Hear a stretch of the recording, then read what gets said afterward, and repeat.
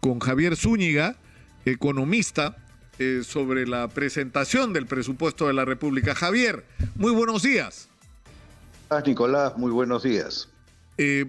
Quisiéramos saber, Javier, cuál es tu juicio de lo que ha sido la presentación del presupuesto de la República.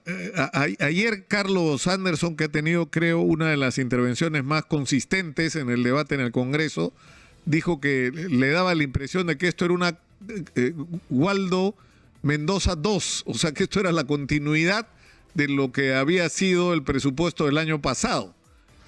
¿Tú opinas lo mismo? ¿Tú tienes el mismo juicio? Mira, los dos ministros son profesores de economía de la misma institución, ¿no? A mí siempre me dará tranquilidad que en el Ministerio de Economía esté un profesor de economía, porque lógicamente no se va a separar del contexto académico, ¿no? Yo no creo que sea exactamente lo mismo que el presupuesto de Waldo Mendoza, porque, por ejemplo, se le da una mayor cantidad de recursos al sector educación y al sector salud, que era una propuesta del presidente Castillo. Al sector educación 36.000 millones, al sector salud 27.000 millones, y es alrededor de casi el 30% del presupuesto. En relación al año pasado se crece un 7%, que es 197.000 millones, y en relación a la inversión pública es un poco menor que la del año pasado. El año pasado fue 51.000, este año va a ser 46.000. Por lo tanto, yo creo que es un presupuesto hecho más a la medida del profesor Franque que el profesor Waldo Mendoza, porque él está viendo ahora el Ministerio de Economía. Aunque yo tengo algunas divergencias, como todo economista, ¿no?, en función, ¿no?, a el crecimiento de PBI de este año. Él lo calcula 10,5, yo creo que va a ser menor, y calcula para los próximos años crecimiento de alrededor del 4, y creo yo también que va a ser menor. Asimismo, también coloca un tipo de cambio alto de 4,1 para este año y para los siguientes, el cual, si hubiera estabilidad política, y lo he comentado muchas veces, podría reducirse sustancialmente, porque el nivel de exportaciones peruanas es sumamente elevado con respecto a los años anteriores.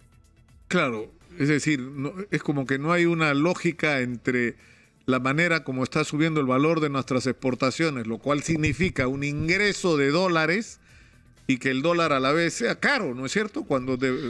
Dólar debería haber en abundancia, y por lo tanto, ahora, esto tiene que ver evidentemente con el factor político. O sea, ¿tú crees que si se estabiliza básicamente la situación política y dejamos de vivir en esta ansiedad de conflicto entre el Congreso y el Ejecutivo, exacerbado por los medios, dicho sea de paso, o por algunos de ellos, el dólar puede bajar, por ejemplo?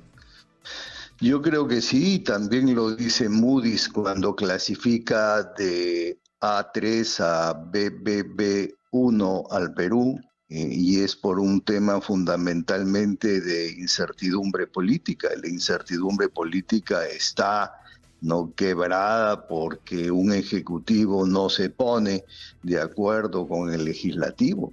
La verdad es que razones podrá haber para interpelaciones, pero yo creo que ha llegado el momento que el Congreso se ponga a trabajar.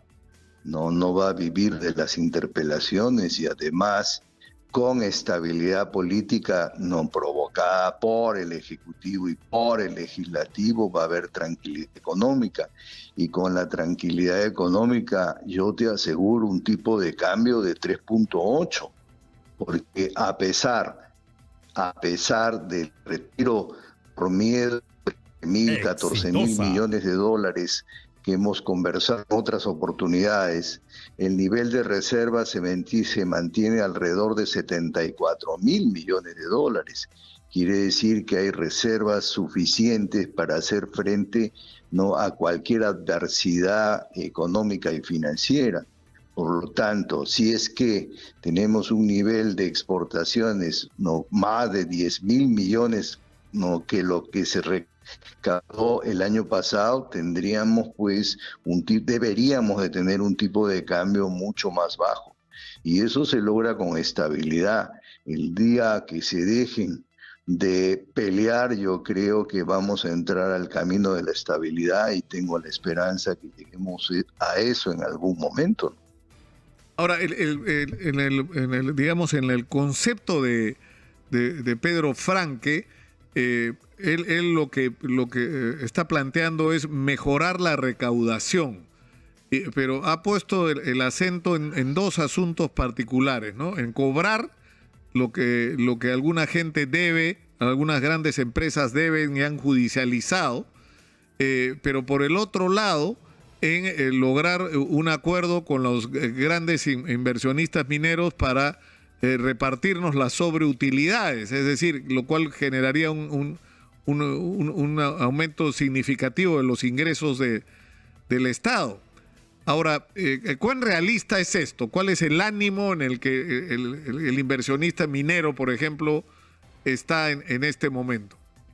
En relación a la primera parte de tu inquietud, son deudas que están en el Tribunal Fiscal y es el Tribunal Fiscal el que debería darle mayor velocidad para llegar al punto, ¿no?, de llegar al Poder Judicial en Suprema, ¿no?, y se determine cuál es el verdadero monto que están debiendo estas transnacionales.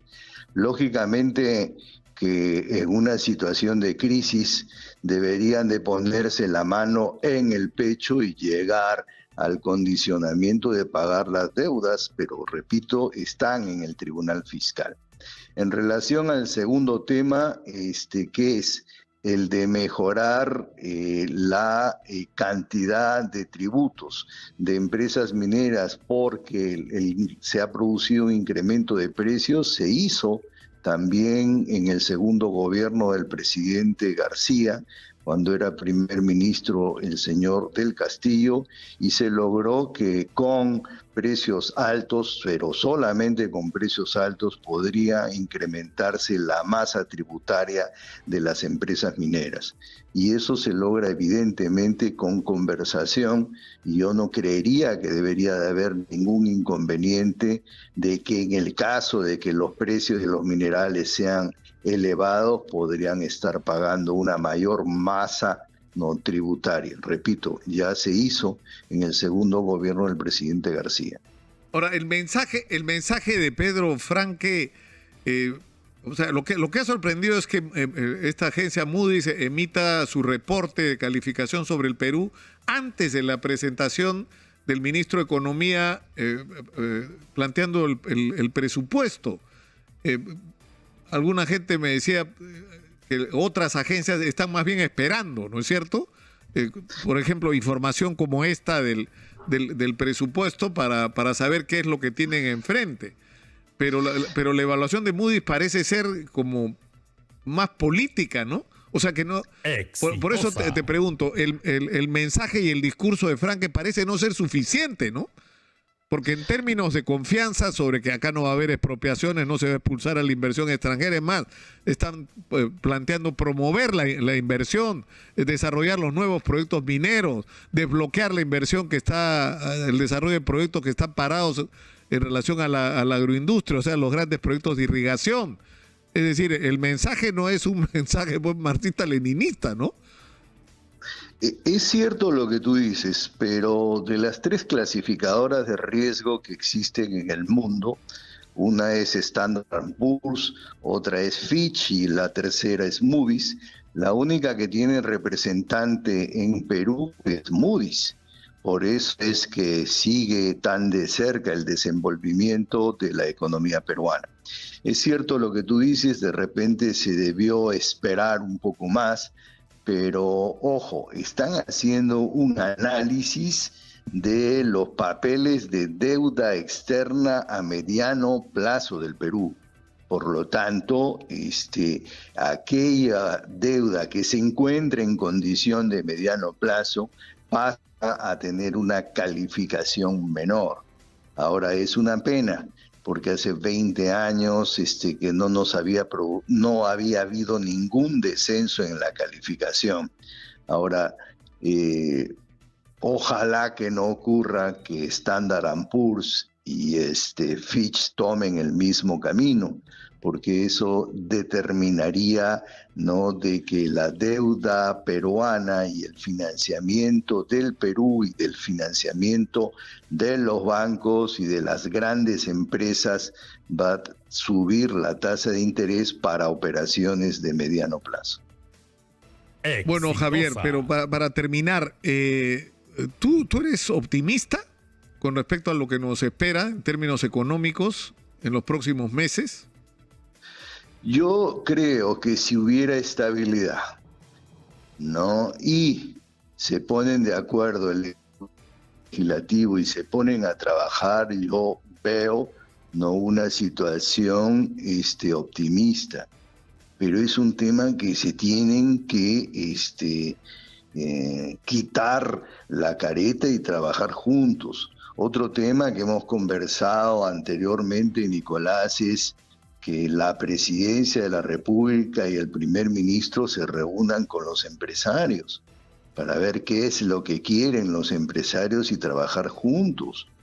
Ojo que el principal problema que yo veo es la inversión extranjera directa. Este país necesita 8.500 millones de dólares de inversión extranjera directa. El año pasado llegó solamente 982 por la pandemia. Este año va a llegar 1.100, pero necesitamos 8.500. Y esos 8.500 es simplemente estabilidad política. Y la estabilidad política no se va a lograr cuando el Ejecutivo y el Legislativo se pongan a trabajar de manera conjunta. No le hace bien al país esta situación de interpelaciones. No tiene que haber tranquilidad.